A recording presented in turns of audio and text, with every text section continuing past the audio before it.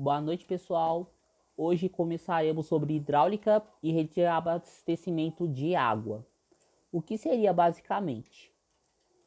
Seria um conjunto de obras, elementos, da engenharia que atuam de forma a tratar, a captar e fornecer a água apta ao consumo humano.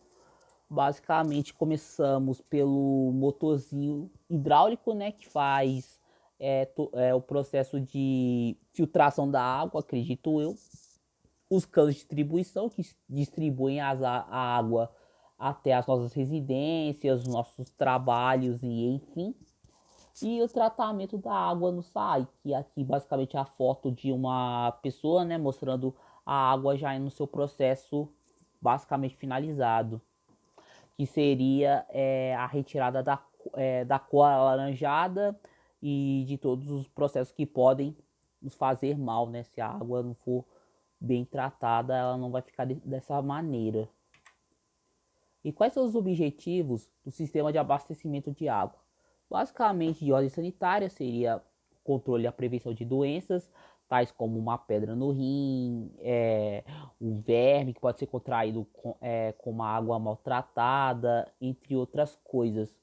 Ou até mesmo você pode ingerir um cloro, porque a água passa por um tratamento de cloro e pode acabar nos causando doenças também.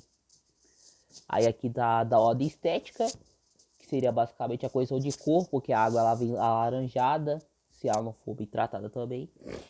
O odor, que seria o odor? O odor seria dos processos químicos, como o cloro, o cal. Aí fica aquele cheiro que não é muito agradável. E o sabor, graças aos processos químicos, ela não fica aquela água, digamos, saborosa para poder beber. Ela fica uma água um pouco mais amarga. Aí aqui de ordem econômica seria basicamente o aumento da vida produtiva, pois precisamos de água para poder sobreviver, né? Sem ela não conseguimos energia, não conseguimos ter produtividade. A indústria, o turismo, para o turismo seria bacana, porque os turistas buscam sempre beber a nossa água, né? E uma água maltratada pode basicamente expulsar os nossos turistas de nossa região, e não é isso que queremos. Combate a incêndios, os bombeiros, eles precisam da água para poder combater os incêndios que vêm ocorrendo. Pelo menos aqui na nossa cidade, os incêndios não vêm ocorrendo com muita frequência, né? Vêm ocorrendo com mais frequência nos meses de agosto a outubro, se não me engano. E a diminuição de gastos públicos com remédios e hospitais. Aqui, basicamente, vamos começar com a captação da água do rio. Aí depois ela segue, para a elevatória de água bruta, para a casa de química, que vai para o cal e o coagulante. Aí depois vem para a mistura rápida. Da mistura rápida ela vai para o floculador. Do floculador ela vai para o decantador, que são os processos 4 e 5. Depois ela vai para a filtração, que seria basicamente a separação da água com os flóculos, de pedras, terras, areias e enfim. Depois ela vai para o cloro, o cal e o flúor. Depois de passar por esse processo, ela vai para o reservatório da água tratada. Basicamente a água já está basicamente pronta para o consumo. Depois ela vai para a adutora. E da adutora ela vai para a redistribuição, ou seja, que ela vai para os nossos lares, escolas, lugares onde a gente trabalha, lugares que a gente frequenta, enfim. Aqui seria um manancial de captação, que basicamente chama o manancial abastecedor a fonte onde se retira a água, com condições sanitárias adequadas e valor suficiente para atender a demanda. Aí aqui explica também que no caso de mais um manancial, a escolha é feita não considerando não só a quantidade e a qualidade, mas também o aspecto econômico. Ou seja, se tem dois mananciais, eles escolhem mais basicamente pelo aspecto econômico também, não só visando a quantidade e a qualidade, porque nem sempre o que custa inicialmente menos é o que convém, já que o custo maior pode implicar no custo de operação e manutenção menor. Ou seja, se eles forem colocar um outro manancial um pouco mais barato, eles teriam que fazer mais manutenções, né? E com essas manutenções o custo seria maior. E não é isso que as empresas buscam no caso. Aqui seria elevatória de água bruta, né? Que ela bombeia água bruta até a estação de tratamento de água. Primeiramente seria o processo de floculação, né? Que essas máquinas já faz todo o processo da floculação. E na segunda imagem seria a elevatória da água tratada, ou seja, ela já faz basicamente o processo da filtração da água, separando todos os resíduos e entregando para a gente a água limpa e tratada. Aqui seria a adutora da água bruta, que seria o canal, a galeria ou encanamento destinado a conduzir a água da captação antes de receber qualquer tipo de tratamento até a estação de tratamento. Aí a canal, galeria ou encanamento destinado a conduzir a água da captação antes de receber qualquer tipo de tratamento até a estação de tratamento. Uma estação de tratamento de água tem como função, né, a remover impurezas e contaminantes presentes nela para que ela possa ser utilizada para outros fins, como torres de resfriamento, limpezas de pisos, entre outras mais. O que seriam essas outras mais? Cozinhas industriais, produtos e serviços de limpeza, como aqui já foi mencionado, aquelas mangueiras, né, onde os bombeiros usam águas com bastante pressão e bastante velocidade, né, para poder apagar os fogos, enfim. Assim que serviria a estação de tratamento de água. Aqui, basicamente, vou explicar que ela passa primeiro pela represa, depois pelo bombeamento. Aí na etapa 2 ela passa pelo sulfato de alumínio, cal e cloro, que serviriam para começar a limpar e a tratar a nossa água.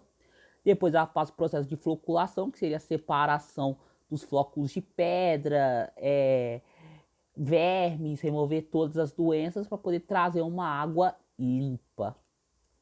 Aí vai para o reservatório, aí depois de fazer todo esse processo, né, com a decantação, a filtração, retirar o carvão, a areia e o cascalho, ela passa para o cal, para o cloro e para o flúor, que vai direto para o reservatório da água final, que é a estação de tratamento dela. Aí vai para o reservatório dos bairros e dos reservatórios dos bairros vai basicamente para a distribuição, que seria a distribuição para as nossas residências, escolas, enfim, essas coisas.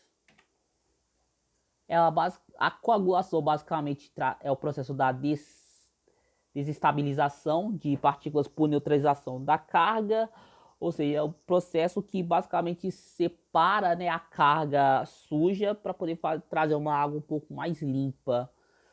E as se encontram em suspensão fina no estado coloidal, ou seja, no estado um pouquinho mais grosso, quer dizer, o grosso da coisa, digamos, e passíveis de remoção nas fases seguintes.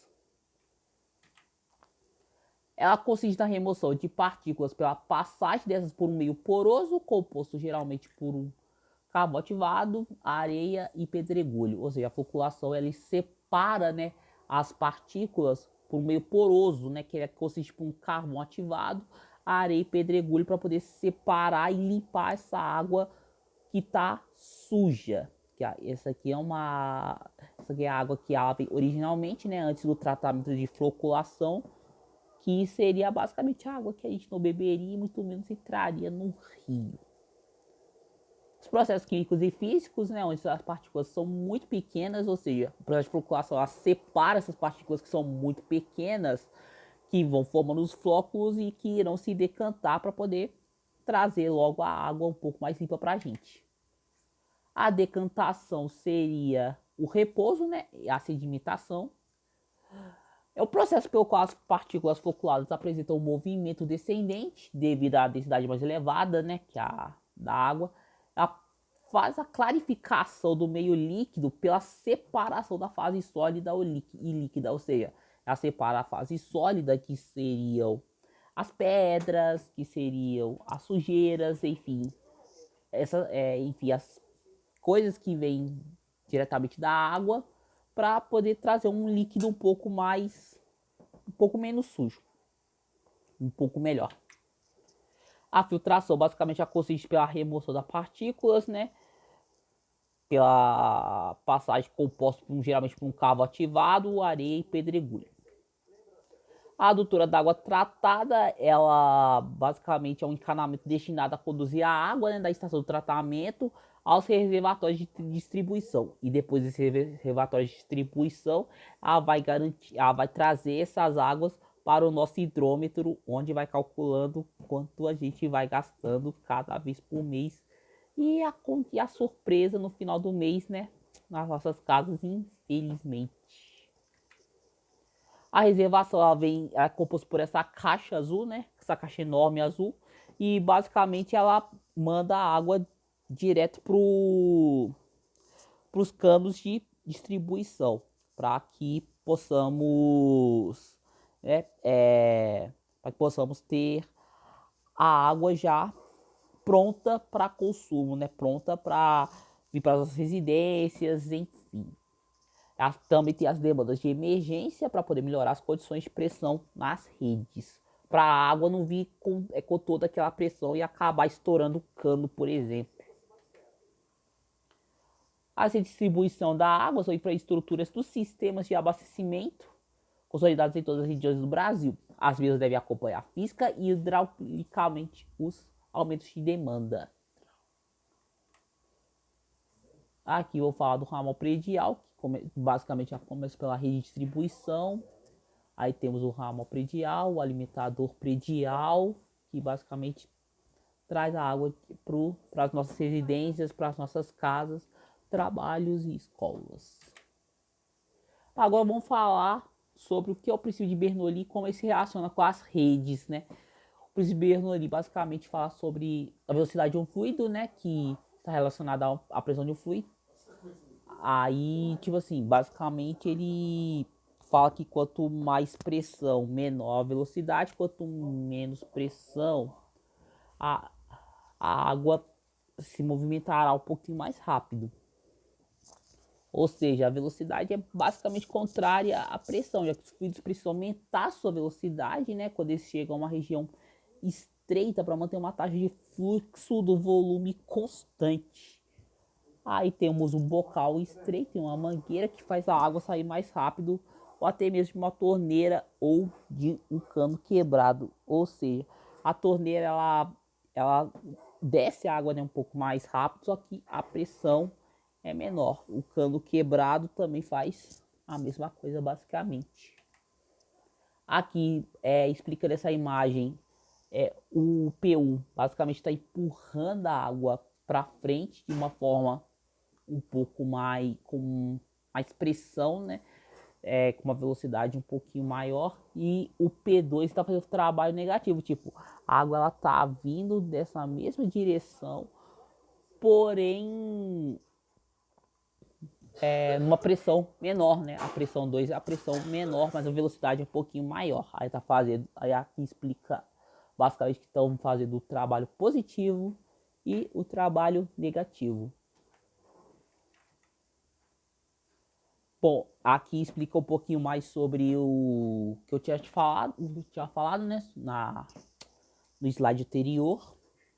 É que basicamente a força da pressão do lado esquerdo da água em destaque, ela empurra, né, para a direita e faz o trabalho positivo, já que empurra na mesma direção do movimento do fluido, e que a pressão P2 no lado direito do fluido em destaque empurra para a esquerda, fazendo o trabalho negativo, pois a mesma empurra em direção oposta ao fluido.